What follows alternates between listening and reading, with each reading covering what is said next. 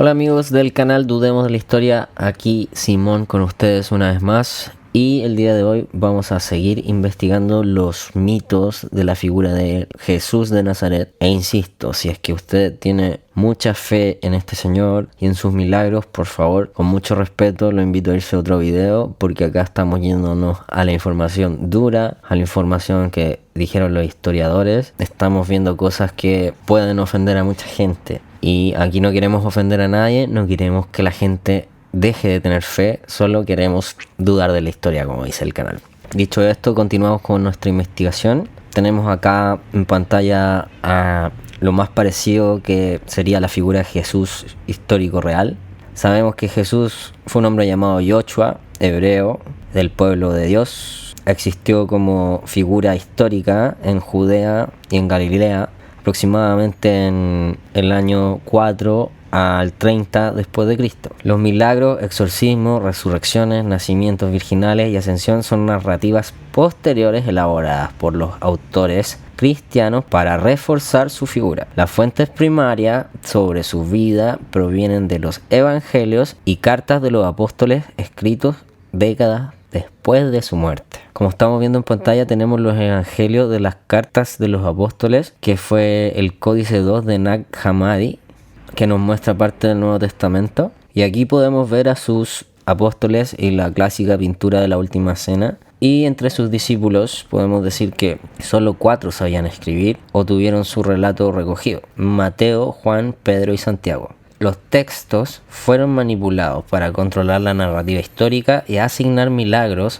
a Yoshua, influyendo en la percepción de su figura. La fuente más antigua que tenemos es Pablo de Tarso, que fue del 50 al 60 después de Cristo, o sea, no vivió en esta época, no lo conoció, solo se fue acercando a Pedro, a Santiago y a Juan. En base a que se iba acercando, fue creyendo más en la existencia de Yoshua. Pero en el video anterior hablamos que Yoshua fue un revolucionario, no una persona que hacía milagros. Vemos en pantalla la figura de Pablo de Tarso ilustrada, y acá tenemos algunos apóstoles y vemos que nuevamente los historiadores más importantes de la época, como Flavio Josefo y Tácito, no estuvieron con ninguno, solo con Santiago, que Flavio Josefo mencionó que fue ejecutado por el Sanedrín.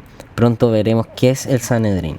También hay que mencionar que Pablo, en sus cartas, que son las epístolas de Galatas, en Galatas 2:9, empieza a mencionar ya sobre Santiago, Pedro y Juan, que son considerados como los pilares de la iglesia, y ya vamos a ver por qué. Aquí tenemos la figura clásica que hicimos de Jesús, totalmente distinta a la que vemos en las iglesias hoy en día. Y tenemos que hablar de quién fue el primer papa, que fue Pedro, que fue el pescador Simón, que fue rebautizado, pero en realidad tenía un nombre del pueblo de Dios que era Shimón y fue cambiado por Kefas.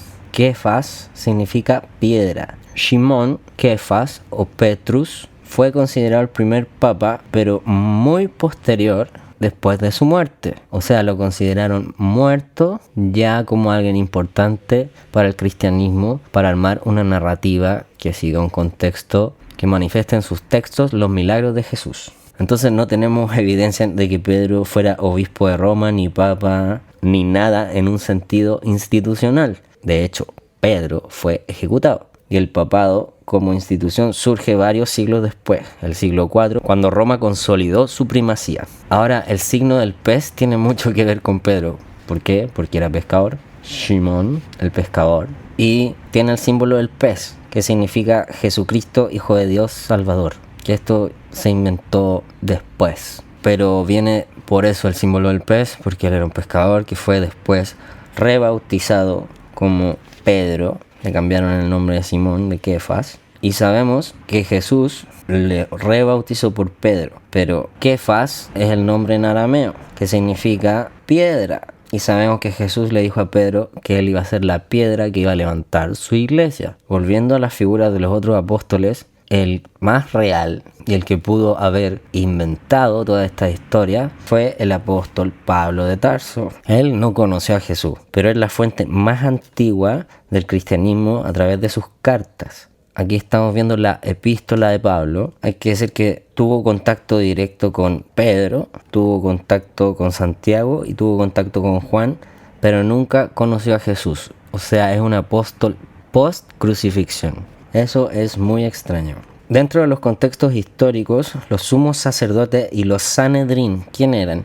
Los Sanedrín era un consejo supremo del pueblo de Dios que trataba y decidía los asuntos del Estado y de religión. Los sumos sacerdocios, controlados por familias poderosas, eran designados por Roma. Los Sanedrín eran el tribunal máximo del pueblo de Dios y estaba compuesto mayormente por saduceos, que era la aristocracia ligada al templo, y algunos fariseos. Ahora, las principales figuras de estos grupos podemos decir que es Anás, con el nombre Hanan ben Set, que es un ex sumo sacerdote, padre, suegro de Caifás, y Jesús fue llevado ante él para interrogatorio. Caifás, José ben Caifás, sumo sacerdote oficial del año 18 al 36 después de Cristo, presidió y aprobó el juicio contra Jesús entregándolo a Pilato. Herodes Antipas, que era el tetrarca de Galilea, participa indirectamente en el juicio de Jesús. Aquí podemos ver a Anás, Caifás y Herodes Antipas. Esta foto de Herodes, que es de una moneda, y no hay nada más fidedigno para representar algo de la época que una moneda. Ahora, las funciones del Sanedrín eran un tribunal supremo religioso que interpretaban las leyes de Moisés, decidían los casos graves de blasfemia, representaban al pueblo frente a Roma y entregaron a Joshua a Pilato, ya que no podían ejecutar ellos mismos la pena de muerte, las ejecutaban los romanos. La evidencia histórica externa nos dice que Flavio Josefo, que era un hombre del pueblo de Dios aristócrata, que vivió del 37 al 100 después de Cristo, fue un historiador patrocinado por Roma. Tenía acceso privilegiado a documentos y a testimonios oficiales y obviamente a testimonios manipulados. Menciona solo a Santiago en su historia y a Joshua, y la razón por la que nombra a Santiago es porque dice que es el hermano de Joshua, ejecutado por el Sanedrín el 62 después de Cristo. No menciona a Pedro, no menciona a Juan ni a Pablo. Tácito tampoco. Es un historiador y senador romano que vivió del 56 al 120, que fue un escriba bajo supervisión imperial. Las fuentes, archivos romanos, testimonios indirectos, escritos, eran sus fuentes. Menciona la ejecución de Joshua bajo Poncio Pilato, pero nada de los apóstoles ni milagros. O sea, dos historiadores romanos de la época no nos dicen nada de milagros y no nos dicen nada de apóstoles, por lo que empezamos a sospechar de que todo esto es un invento del señor Pablo, que sí existió y se alinea con Roma para dar un discurso religioso adornado posteriormente. En pantalla podemos ver una jerarquía para entender un poco cómo se manejaban las cosas en esa época. Lo intenté representar en un mapa conceptual que me quedó horrible, perdonen por eso. Pero arriba tenemos el Imperio Romano y en esa época el emperador era Tiberio. Y tenemos el gobernador de Roma en Judea, que era Poncio Pilato. Abajo, por las autoridades, tenían los sumos sacerdotes, los Sanedrín, que hablábamos antes, a Caifás y Anás como control religioso, y a Herodes Antipas como tetrarca de Galilea. Más abajo existía una interacción con Joshua, Jesús o los judeos, y esta interacción repercute como un movimiento fuerte hacia el pueblo. Entonces podemos decir que Roma necesitaba control, no caos. Judea era una provincia sensible, con conflictos religiosos y disturbios que podían desencadenar en revueltas, y los romanos no entendían la religión del pueblo de Dios en detalle. Así que necesitaban líderes locales que mantuvieran el pueblo en línea.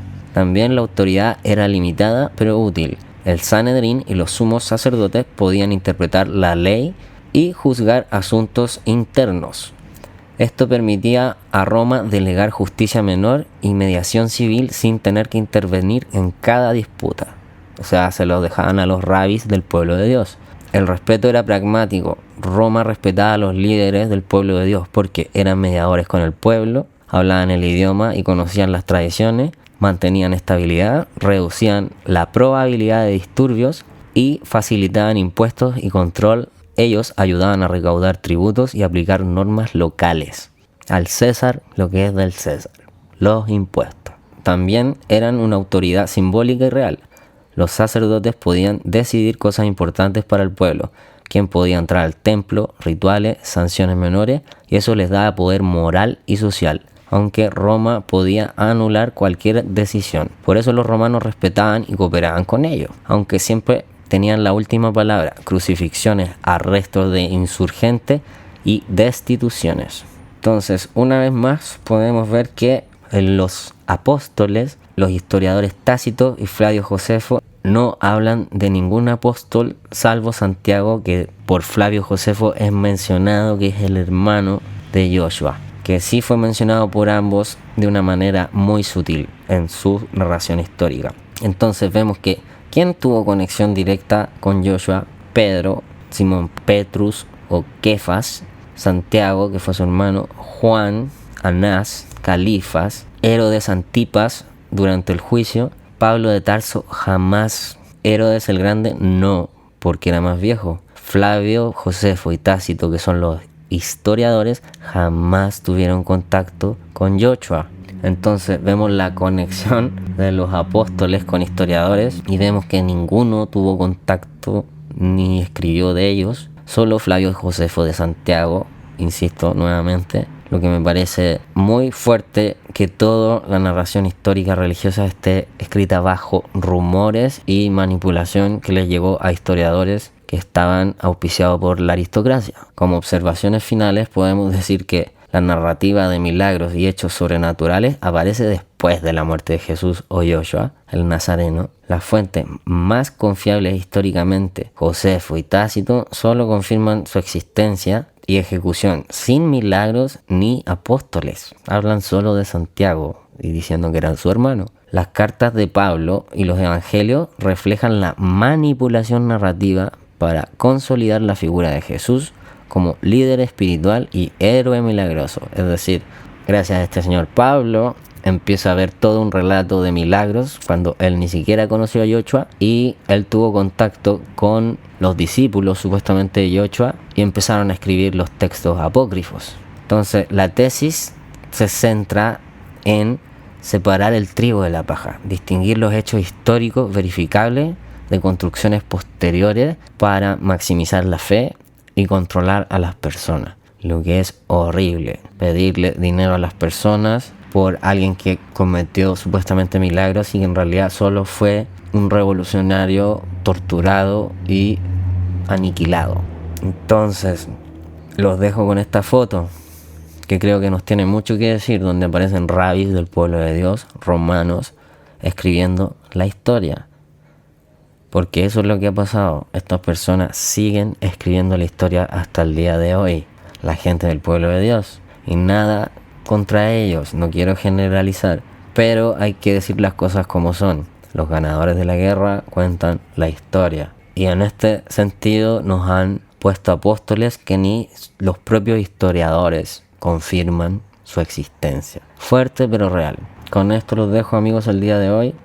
Vamos a seguir investigando más a fondo esto. Cualquier duda o consulta me la dejan en la caja de comentarios. Y que les vaya muy bien. No dejen de creer en Dios, porque ustedes son los dioses caminando sobre la tierra. Gracias.